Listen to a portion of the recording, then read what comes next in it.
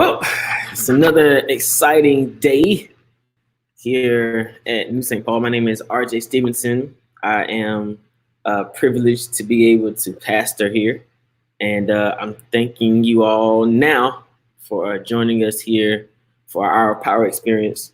Yesterday, it took a whole lot of me not to jump on and just at least say hello.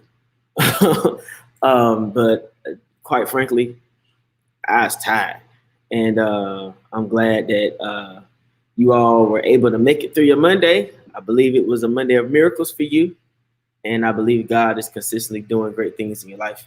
Hey, Chauncey Whaley, Pastor Stephen Robinson in Arkansas, Corey, how you doing? Angela Mitchell, tell Reverend O we said good morning. Lexus Brody, we're praying for you. Yeah, everybody. Glad to see you all on today.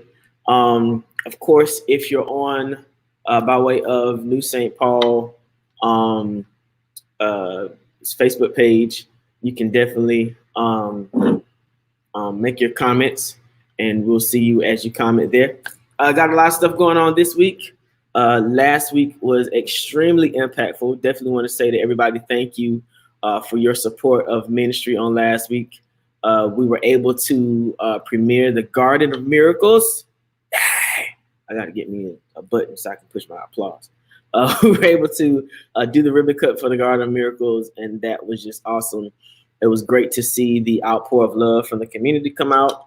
We had our Sunday morning worship experience outside. Hey, Lucretia, how you doing? Hey, Devon, how you doing? We had our worship experience outside. We did praise in the parking lot, and it was great. We were still social distancing, of course, with our mask. The city of Tampa came through strong, and they gave everyone mask for the on Saturday. They met people in the parking lot, in the park, at one of the parks in town, and gave out masks. So that was great. Sister Martha Daniels and Reverend O, I see y'all watching. Thank y'all for watching so much. All right. So, hey, Jamila, thank you for watching. So here's what we got today. I got to talk about this movie, Justice on Trial. I got to talk about this movie for a moment. And then later on, all right, Reverend O said good morning. We praying for you. Praying for you, Reverend O. I'll probably come see you sometime this week. This movie, Justice on Trial, is coming out on July the 4th. As you've seen, there's a lot of things happening across our nation and our world that are pushing this justice conversation. And we're gonna have a deeper conversation about that tonight at 7. So you want to make sure you log in at 7 o'clock tonight, because I'm gonna be talking with some millennials and a friend and brother of mine, Apostle D. Anthony Robinson, out of Little Rock, Arkansas. We're going to be talking about justice and find out what justice looks like or feels like in Arkansas. He's doing a lot of things with Souls to the Polls, and he's a friend and brother of mine, and I look forward to speaking with him. Chauncey, what's up, man? Thank you for watching. So as it goes, I want to show the Justice on Trial trailer for the movie, and let you know how you can become a part of pushing this movie out. It premieres on Saturday, July the 4th, strategically, of course, because as we're experiencing justice ain't justice for everybody. On Saturday, July the 4th, we're gonna premiere this movie called Justice on Trial across the world, and I'm gonna let you know as soon as the trailer is over exactly how you can be a part of that. So take a moment and watch this trailer with me.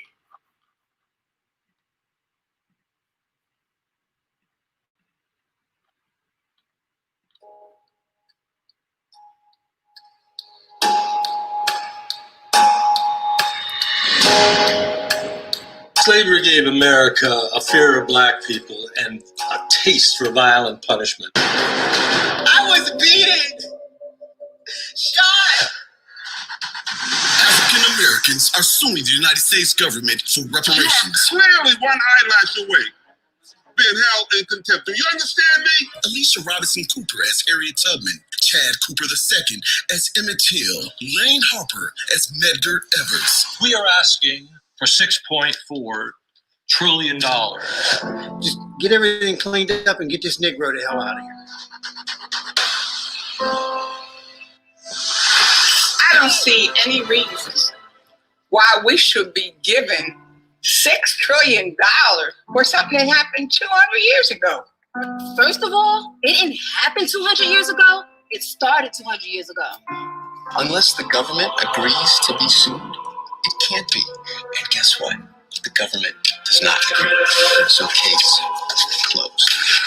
Streaming online July 4th at www.justiceontrialthemovie.com. Also available on Vimeo and Amazon Prime. Yep, that's the movie. So I want to show you so that there is no kind of sometimes you get mixed messages. I want to show you exactly how you can go and purchase this movie. Here you go. Let's do it like this. Yeah. So I have up here the URL address is www.justiceontrial.com. It's www.justiceontrial.com. And this is the website that I'm showing you right now. I'm going to put the URL address up right here for you to see. This is www.justiceontrial.com. And once you go to the website, you can find out more information about it. This is a good way for you to be able to share about the movie and all that kind of stuff. And then you can find out about the cast and crew. You can find out more about the movie itself and all of that. Okay. Here's more information about the cast and crew. You saw me on last week with this gentleman here, Todd Bridges, from A Different Strokes and from the movie Roots. And this is, of course, Dorian Wilson right here from The Parkers.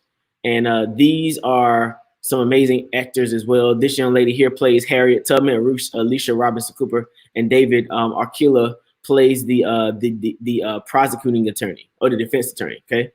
And then you can find out more information there. You can also do this. This is the important part right here, where you go to pre-order. So you go to pre-order. All right. And you click on buy now. When you click on buy now, the pre-order is $14.96. On the day of, it's going to be $19.96. Okay. So you want to make sure that you go in advance and pre-order this movie for $14.96. That'll save you $5. Once you do that, you'll go to, so what we're going to do is we're going to put the pre-order in my cart. And once you put the pre-order in my cart, it's going to let you go shopping and you can buy the pre-order of Justice on Trial right here. All right. Once you buy the pre-order, you add to cart. Once you add the cart, you're going to come over here and you're going to view the cart. Okay. View the cart. Let me get this banner off of here so y'all can see. All right. Once you view the cart, you're going to do this right here. Here's the important part. Add a promo code. Okay. You're going to add a promo code. Once you add the promo code, this is what your promo code is. NSPAME. Okay. That's your promo code. I'm going to put it down in the banner.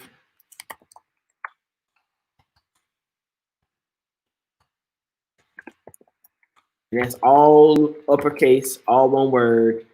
You're going to put that promo code NSPAME right there. And then you're going to click apply. And once you click apply, you see it's my pastor. There you go. You see my name, promo code for Pastor RJ Stevenson. This is how you assist in the fundraiser for the church. And you see it's going to take $1 off. All right. And then when you check out, you're going to put in your payment information and all that kind of stuff. But what that promo code does is allows the church to get credit for your purchase. Okay. We're doing this as a way to continue pushing Black movies. This is the second movie we've participated in. The first one was the Revival movie. The process is a little different. Revival movie had, and I'll probably do ours this way for this one as well. for the revival movie, I was able to make a site on our page, and then after I made that page on our site, you could click the button. I'll definitely try to go back and get that done again. But until then, this is sort of the way that we'll do it. Going to this justiceontrial.com, and then you're going to use you're going to go through the site to click on the premiere, and then you're going to use this code NSPAME to get connected. All right. Yeah. So I wanted to make sure that I was connecting you all completely with the opportunity. Oh my goodness, Dewan McDuffie, how you doing, man? Dewan is a childhood friend of mine back in North Carolina, and he's saying Miss Mary McDuffie is not doing well and asking us to please pray for her. So all of you all who can, please pray for Miss Mary McDuffie. She is very near and dear to my heart. She was actually the first person that allowed me to play for her choir at my dad's church. And she is the reason why I did not bite my nails today, because if she found out I had been biting my nails, she would not allow me to play on that week. Matter of fact, let's do this. Let's take a moment to pray. Father, you're good to us. We appreciate you in our lives. God, specifically, we're asking today that you bless this moment of inspiration and impartation during our hour of power. And in addition to that, God, we're asking that you hear all of our petitions, hear all of our prayers of intercession from even this morning during our morning glory session, God. But right now, specifically, I'm asking that you give mercy and your healing power to Sister Mary McDuffie, God, wherever she is and whatever it is that she's doing. Let her know that you have all things in control. You have created these bodies out of dust, and you blew your breath of life into us. And it's because of that we have warm blood flowing through our veins. And God, whatever it is that needs to be done so that she can be healthy, God, you do it. God, when she goes to visit the doctors, God, allow the doctors to not be distracted. Allow them to be of good countenance and to hear her clearly. And God, we're asking that you do it for us, God. We know that this is a place of miracles. And God, we believe in you and your miracle working power. So God, we're asking that you touch her body. Touch also Reverend O, God. Touch her body as well. All of those who are in need of prayer. As a matter of fact, God, we're asking that you touch the family in Guilford County that has lost their loved one today, God. Touch Lexus and her family, God. Give them peace. And God, whatever it is that we have on our hearts and minds, God, you didn't design us to carry that load, God, but you told us to cast all of our cares upon you because you care for us. And even in this moment of an hour of power, God, we feel the power of your Holy Spirit even working with us right now, God. We ask that you just meet every need, supply every blessing, heal where healing is needed. In Jesus' name we pray, amen. Man, that felt good. Whew. All right.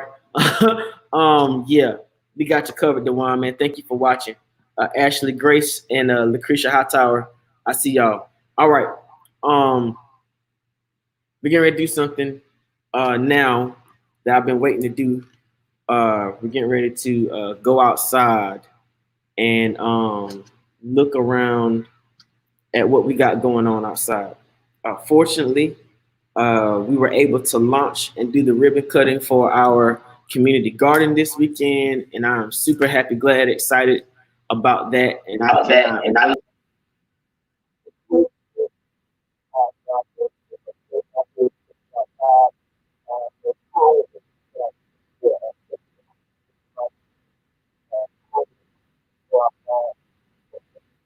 come on, Meek, let's go outside for a second. Come on, Meek, let's go outside for a second. Come on, Meek, let's go outside for a second. All right. So we headed outside so I can show you what's going on out here. So this is the Garden of Miracles, y'all. See?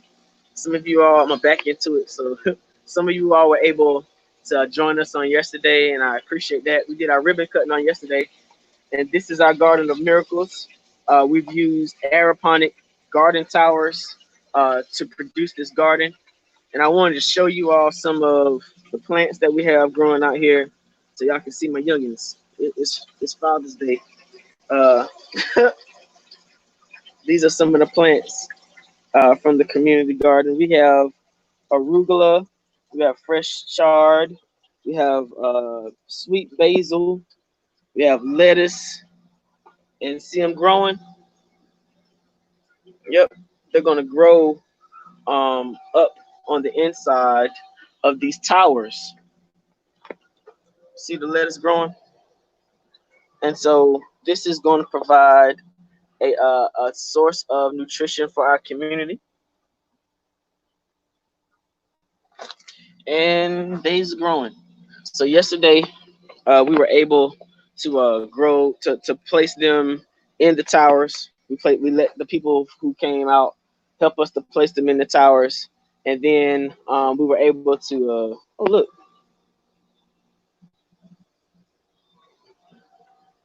got them growing, and we were able to also do this. Uh, See, this is some fresh peppermint right here that we're going to transplant into one of the rock beds and put in the towers. These are some more that are almost ready to come out of here. And then we were able to plant some more stuff. Cucumbers and watermelon and mint and tomatoes and squash. All of that got planted yesterday. So it was a hands-on experience for those individuals who joined us on yesterday. And I had a lot of fun. But I noticed something today. I've been noticing stuff in this garden and stuff. I noticed something today that sort of reminded me of a lesson that somebody taught me one day. One, I was taught to bloom where I'm planted. So no matter where it is that God plants me in my life, I was taught to bloom in that space. That means that it's not always going to be a situation where I'm where I want to be or where I feel like is the most comfortable space for RJ. But based on what I've been taught, when God plants you in a space, He desires for you to bloom wherever it is that you've been planted. Um, but what I also realize is sometimes you're planted in spaces that don't always provide you specifically what it is you need to grow effectively. So I came out today to look at these a little earlier, and I saw that see this plant right here specifically. See how many leaves is growing out of this plant? You know, um, that's a lot. Uh, but the thing about it is, this side of the tower isn't going to get as much light as these towers down here because I need to get rid of some of this tree stuff overhead. Okay, so sometimes I find out, definitely in my life, that there have been times and moments where um, I've been planted in some places that at some points of the day or some points of the process gave me what I needed. But when I realized that the sun had moved on from that space, I needed to make another kind of decision. And I want to talk about that today. But I wanted to go and show you all the garden so you can see it. And then I wanted to, yeah, talk about this today. Hold on one second.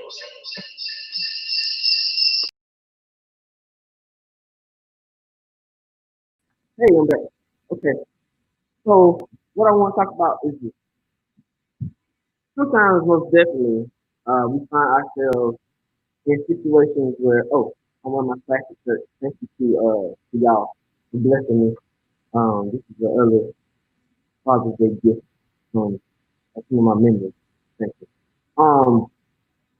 I have found out in my life that sometimes it is the case that uh, we end up being planted. And I believe that the Lord plants us. We end up being planted in places that, for a season, gives us exactly what it is we need. We end up being planted in places that, for seasons, give us what we need. But then sometimes God shifts our season and shifts what's going on in our lives, and we're no longer able to grow effectively in the place of our comfort. What does that mean? Sometimes we're not able to bloom fully. We're not able to really experience the full processing that God has purpose in our lives by staying in certain places that we outgrow. For example, there was a time in my life where I needed a whole lot of one-on-one direction. And during that time, God connected me to Bishop Anthony Slater. Y'all have seen him. We do our father and son relationship sessions at times. Session number 3 is going to come up soon too. But there was a time in my life where I needed like one-on-one, all day, everyday mentoring because of what God had for me to do. And because of that, I had to make some life decisions, and I ended up being with him all the time. I mean, all the time. All right. And so because of that, during certain situations and during phases of my life, I had like every day, what's the Roman road? I had every day, what's Romans 3:23? What's Romans 6:23? What's Romans 5:8? What's Romans 10:9-10? What are these scriptures? Give them to me. He would call me at 2:00 in the morning. He would call me when the Lord told him to call me in the middle of me doing something retarded and crazy. He would call me just out the blue. And during that time and season in my life, I needed jackhammer ministry. I mean, I needed like bust me up beside my head anytime you get a chance ministry, because it was a strong season of processing for my life. There came a point where I felt like God was telling me to do something and expand on what I had been taught. I felt like God was tugging me and pulling me in other areas. There were people who were thirsty for what I already had learned. And quite frankly, it was really God's time for me to go and sow what had been sown into me, into others.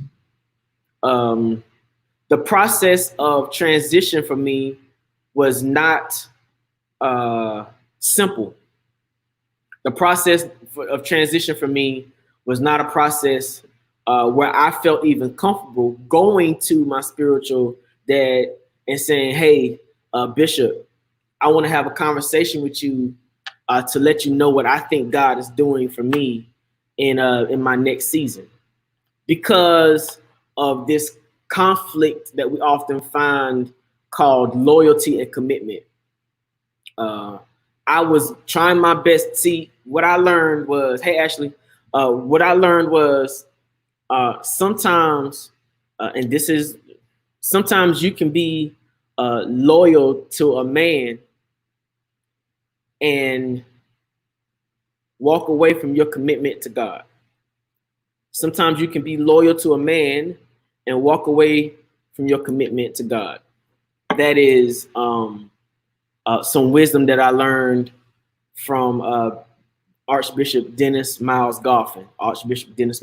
And I'll probably have him on with me and Bishop Slater at some point. He's like the granddaddy figure. he's Bishop Slater's spiritual leader, and by way of that, I was able to glean from his information as well. Sometimes, Lucretia, sometimes you can be loyal to a man and miss your commitment with God. So I want to talk about that because when you are leading, and I know I have some leaders and I know I have some lay members or those who are even in the path of being deeper in ministry. When it is that God attaches people to your life, he does not attach them for you to have them. He attaches them for you to help them. Yeah. When God attaches people to your life, he doesn't attach them to you to have them. He attaches them to you to help them. And the only way that we can find ourselves in right standing relationships is to remember that the people belong to God. That the people belong to God. That's why you never discount anybody based on whether or not you like them or whether or not you find value in them, because if they're breathing, obviously God still has purpose and destiny on their lives. And if you find out that you are not effective or you're not willing to do what's necessary to be effective in leading and helping them to mature, then you should do them a favor and not hoard them to yourself. And I know that's often difficult because definitely in pastoral ministry, we do our best to pull in as many resources, definitely human capital, human resources as we possibly can, because it takes people to make ministry soar. It takes people to make ministry soar. But the deal about making ministry soar is that sometimes leaders can have people around them that they are no longer equipped to take to their next level. And that may happen because sometimes as a leader, things happen interpersonally between you and other people, and they can no longer hear your voice. Yeah. Sometimes as a leader,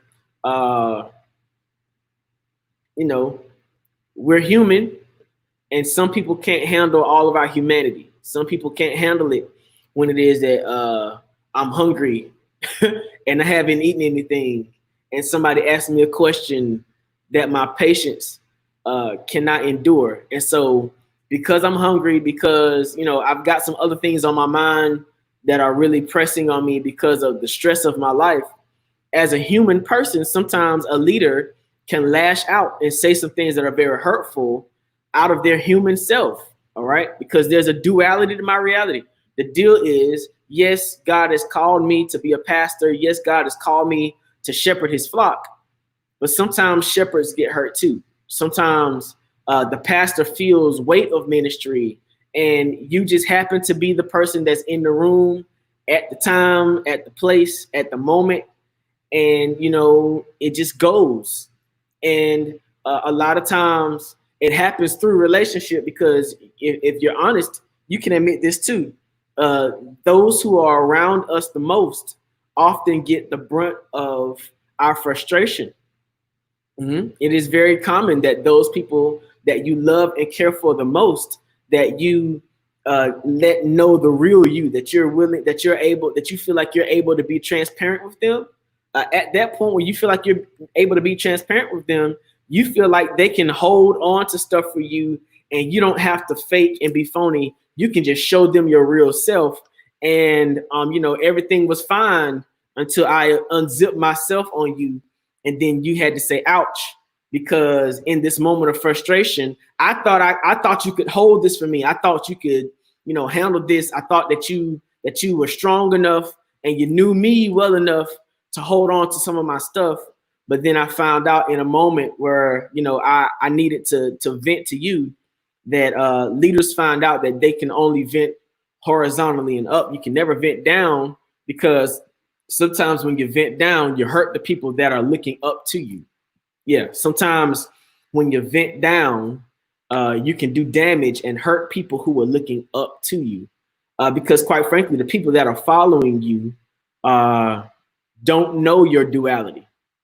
They're still trying to figure that out. They're trying to follow you because they see the man or woman of God on you. They're following you because they hear God's voice through your mouth at times. They're following you because you have become a person of spiritual insight for them.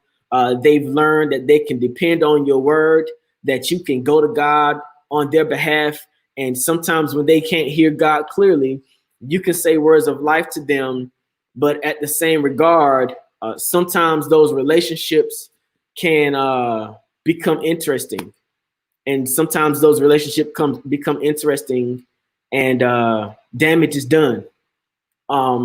Sometimes, which is, I mean, I'm just be transparent. It's often been something that I deal very strongly with, or something that happens to me, is a spirit of familiarity.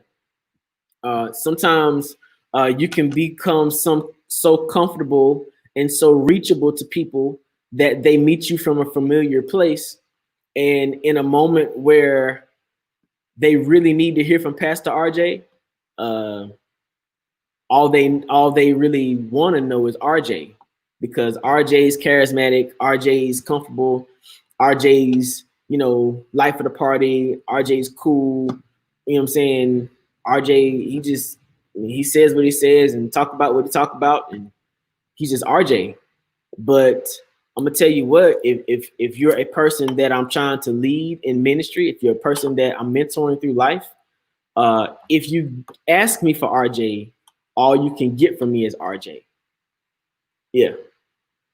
If something happened when it is in our communities that the age of mothers and fathers started to get younger, and it used to be a coin phrase that we used that said that babies are having babies. What I saw was younger mothers often don't have the same sort of I'm a mother and you a child perspective. Younger mothers often want their kids to be their best friends. Younger mothers, I find, often want to raise the kid up, and they have the kid around people who are their age, and the kid starts to sound like an adult in the way they speak. And then the kid starts to sort of dress like an adult a little earlier than a young kid sometimes should. The kid starts to learn adult words. The kid starts to learn adult phrases. The child starts to take on a level of maturity that children are often not designed to handle. The same thing happens with little boys.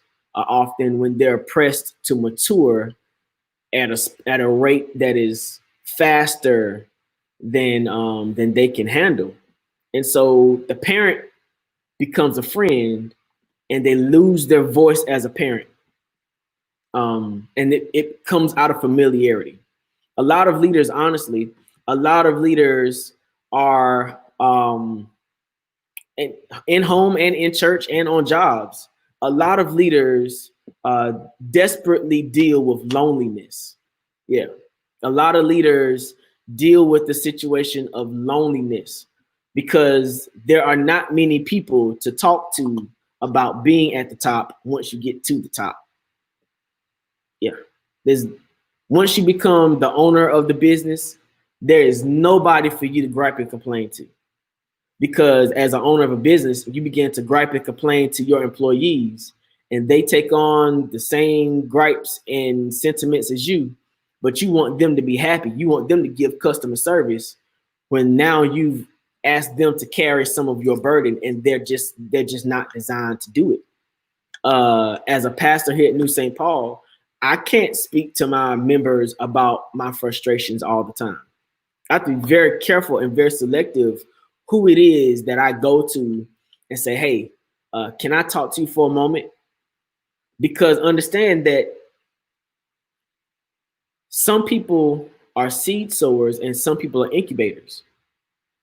And if you don't realize that some people are incubators, it's like we have incubators outside, like where you saw the Rockwells, where the seeds had just been sown this past Sunday and you hadn't seen any growth. Those Rockwells are specially designed to care for sprouting seeds. And because they're designed to care for sprouting seeds, incubators, they provide protection for stuff, for sometimes words, for sometimes people. It's like babies that are born with deficiencies, babies that are, born, addicted to substances that they shouldn't be. babies that are born a little bit earlier than time, they're put in these incubators, and the incubator provides another level of support so that they can mature. There are people here who are incubators. And unfortunately, what happens is incubators, as people who are incubators, often have a problem letting go. So how that deals with leadership is this. If I have an incubator around me and I am giving them some of what I'm experiencing as a leader, they're an incubator. They're not just going to listen, let it go in one ear for the purpose of me venting and let it go out the other.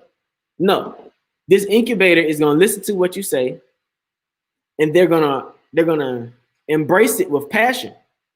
And so that person that just got on my last and only nerves with that phone call about whatever it is that they thought was important, man, if that incubator is in the car with me and they're listening to me have this conversation, yeah, I'm not going to let them, I'm just not going to be on speakerphone. They're not going to hear the conversation in totality, but they're only going to know that I'm frustrated. Once I lay that frustration on that person, man, they're going to do what's natural to them to do with it. And a lot of times ministry, families, businesses are tore up because sometimes we let go of stuff on people that are not designed to carry it. And when it is that we think that they're strong enough to know our heart and to pray, no. The enemy, well, not enemy, you presented the person as if they were an enemy, but the incubator doesn't know that. And then you know how it is, watch this, in relationship, this is danger. Watch this. If this happened in your household, you set up for failure. Mommy and daddy have a hard time or intense time of fellowship. Mommy has the kids around her, and in a moment, mommy just blurts out or says something about daddy that is not to the positive nature. The child in that moment is a sponge. Children learn what they learn from our experience. Hey, Miss Newsom, how you doing? They learn what they learn from our experience, and the child hears the mother talk or say something derogatory about the father. The child has now embraced the pain that the mother felt, but the child is not mature enough to deal with that pain and put it in a place where the pain won't be destructive to their lives. So the child and the mother come home from the trip to Walmart or wherever they went, and then they see daddy, and then the first thing the child does is give daddy attitude. The daddy's like, I brought you in this world and I take you out. But the child now feels like they are justified by how they responded because mommy said whatever she said about daddy. The child has not learned how to put that into spaces and how to deal with that. And a lot of times we as leaders and even we as parents, sometimes we put more on people around us than they can handle. And then what we don't do, mommy's not going to go back and tell the child later on that daddy made it okay, you know?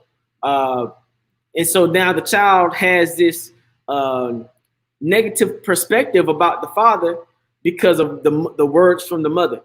It happens in our churches. It happens on our jobs. It happens in our households.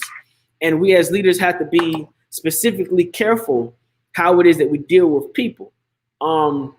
And so, you know, I want to bring this out to light because one, you know, the plants were talking to me.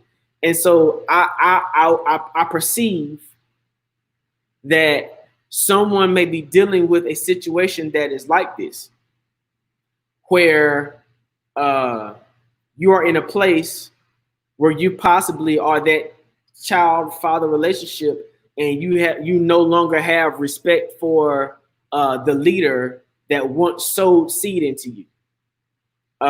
You are in a place where you can no longer hear the voice of the person that was mentoring you in the past.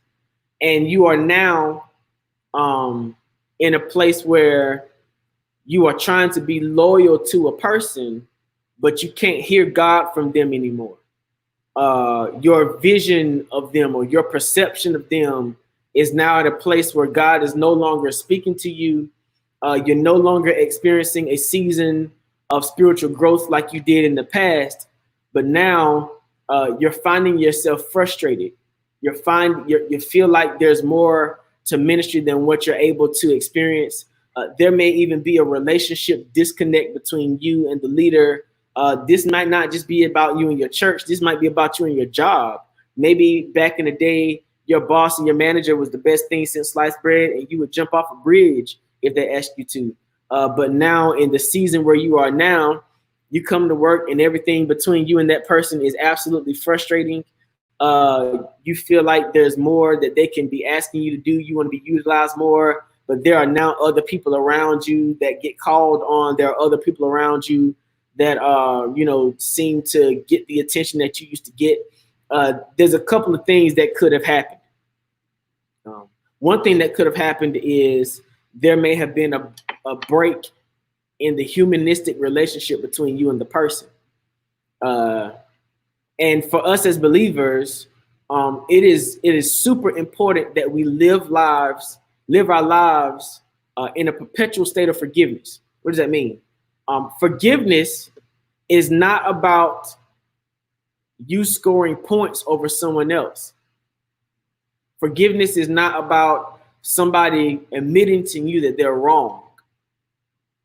Forgiveness is all about developing, sustaining, and maintaining a cohesive relationship so that there is no interruption in your flow. A few weeks ago, we talked about flow as it regarded to worship. And it's the same thing as it regards to relationship. When it is that you find out that you and your mom have an interesting discord or y'all have a moment of intense fellowship, forgiveness does not mean that your mother was right. Forgiveness means that it doesn't matter who was right. Forgiveness means that regardless of whose point it was, it is more valuable to the relationship that we be on one accord than who scored the point today. And so because of that, sometimes we have to operate in what's called meekness. Meekness says, M-E-E-K, meekness says that I have the right and ability to do something, but because I understand who I am, I can push that to the side for the sake of somebody else. Meekness also gets mistaken as not having a backbone. Meekness often gets mistaken as a person being soft. That's not what it is. Meekness says that, oh, you think you're right. Well, I don't think you're right, but because you think you're right, whatever you did to me in your rightness was not so strong that I don't want to operate in forgiveness. So if you want to be right that bad, fine. I choose for you to be right too. I didn't lose any power. I made a choice that the other person can be right for the sake of forgiveness and for the sustaining and maintaining of cohesive relationship. Sometimes when it is that you find yourself in a state of frustration with whoever it is that's leading you, be very careful about how it is you move. Make certain that when you move, do your best. Sometimes certainty doesn't happen. Do your best that when you move from one situation to another, that there is not discord that remains in between the two of you. Do your level best, even if the person doesn't receive you. Do your level best to let the person know that, hey, whatever it is that is separating us right now, us being separated is not my endeavor. I want to maintain us as friends. I want to maintain us as mother, son, and daughter. I want to maintain us as father, son, and daughter. I want to maintain relationship. And because this is a sensitive situation, I want to maintain relationship, but I'm going to give this the space that's necessary so that there can be healing. Hey, Pastor Mason. Pastor Mason says, is that really the case about forgiveness? Thank you for sharing that. Can I have the scripture supporting that? All right. The Bible reminds us that when there is a ism or schism between two of us, that we should go to that person and that person alone. Hold on one second. Let me find the scripture. And when we go to that person, we should come to them trying to resolve whatever issue there is between them. And if they don't receive us, then we should try again. And if continuously they don't receive us, we should go with another person. Got you, sir. We should go with another person for the purpose of cohesiveness, because a lot of times it is we don't have the person can't hear us. That happens a lot of times. When you've hurt me, whether you meant to or not, I tell people all the time, if you slam my door in the car, it don't matter whether you meant to or not. It still hurts. If I'm walking behind you and you stop all of a sudden, and I spill water on myself because I run it behind you, it doesn't matter whether you meant to or not. We can talk about whether you meant to after I process the fact that now I'm wet. Sometimes people get hurt. Sometimes people go through the process of pain just because that's just how it happens. But we got to make certain that we don't leave the person hurt.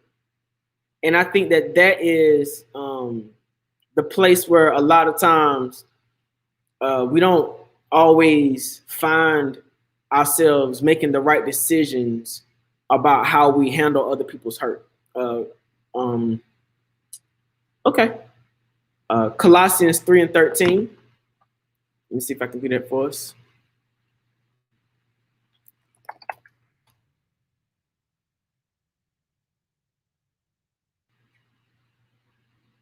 Because if indeed you're going through a season or you're going through a separation with someone, you want to be mindful and care about the person's pain and not just, not just drop pain on someone and leave them bleeding. Okay.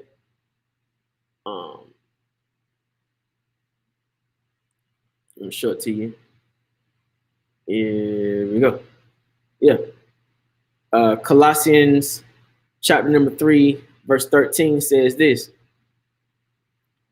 Forbearing one another and forgiving one another. If any man have a quarrel against any, even as Christ forgave you, so also do ye. And above all these things, put on charity, which is love, which is the bond of perfectness. Okay. So you want to make certain that when there is a schism between you and another person, that you operate in forgiveness. A lot of times we don't forgive because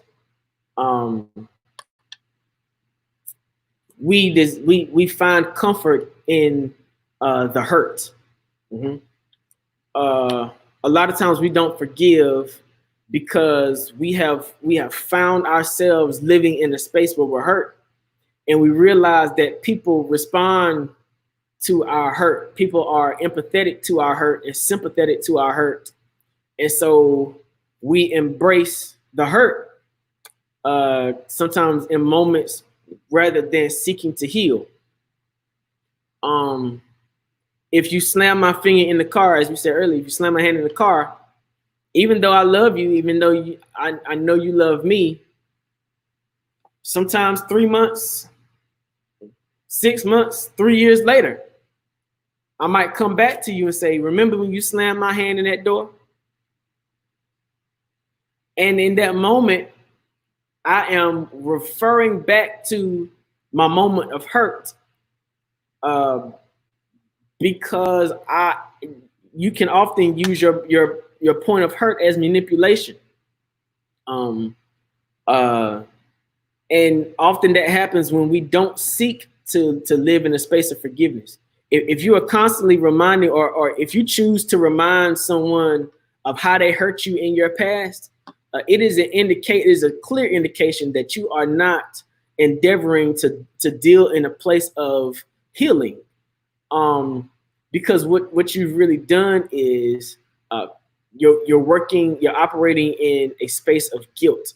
You're operating in a space where you want to cause the guilt of what someone has done to you to cause them to treat you a certain kind of way, which does not cause healing in relationship. And if you've ever dealt with someone from that perspective, and every time you come around them or every time they conveniently bring up something that has that you've done to them, and you've asked for forgiveness, you've moved on, but then every now and then they like just sucker punch you with, remember when you did this?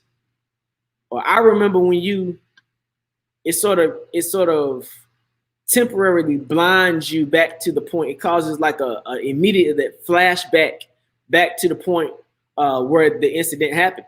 And you could have moved on with life.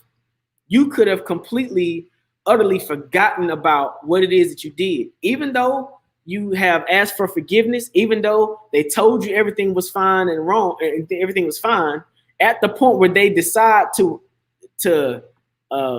conveniently remind you of their hurt, it takes you back to that same place. You may have grown in grace, you may have grown in your faith, but when the person takes you back to the point of hurt, it sort of dumbifies you. It sort of causes you to remember who you used to be, remember where you were, remember what was going on. You've been delivered and set free. You've moved on with your life. You've moved on with your relationship. You've moved on. And God is taking you to a whole nother place.